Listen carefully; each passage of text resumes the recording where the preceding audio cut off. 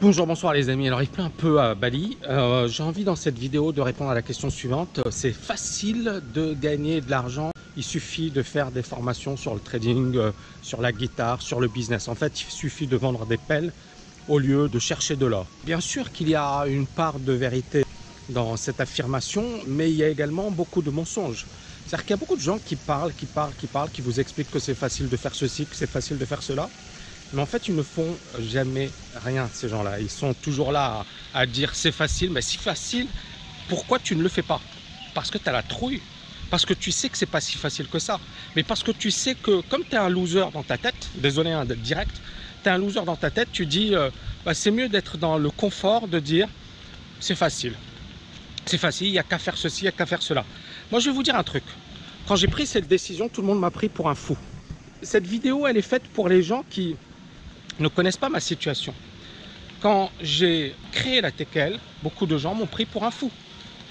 Ils m'ont pas dit c'est facile, tu vas gagner de l'argent en créant la TKL. Non, ils m'ont dit tu es fou.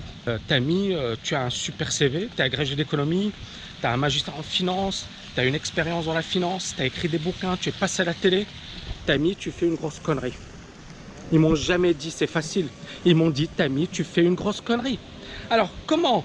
Et ce sont des gens qui sont des amis proches, des gens de ma famille, mon propre père. Donc, les gens qui disent c'est facile, ils disent c'est facile parce qu'ils voient la situation aujourd'hui. C'est comme un mec, je sais pas moi, il devient super musclé, on le voit s'entraîner et on dit c'est facile de devenir musclé, il suffit d'aller à la salle. Oui, il suffit d'aller à la salle. Mais pourquoi t'es pas allé à la salle?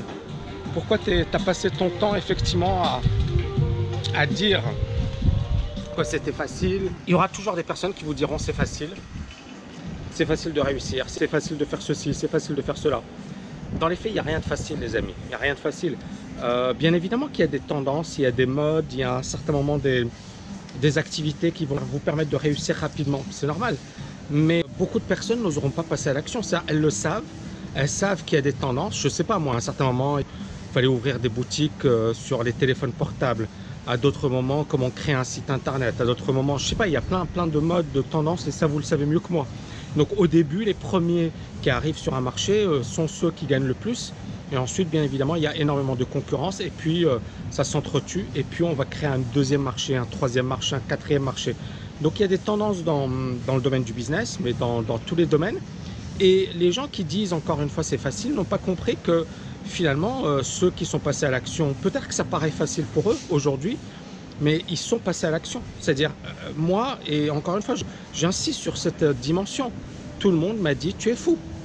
Parce que ça ne se faisait pas. C'est-à-dire, on le voit bien, les gens qui ont cartonné dans l'infopreneuriat, il y en a très rares, très peu qui sont surdiplômés. Souvent, c'est des gens, ils n'ont même pas le bac, souvent, très souvent.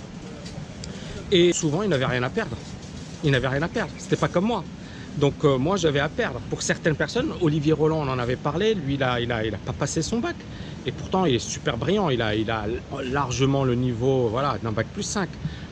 Mais il n'a pas passé son bac parce qu'il avait une opportunité à l'époque pour créer sa boîte. Il était nul à l'école. Il se faisait chier à l'école.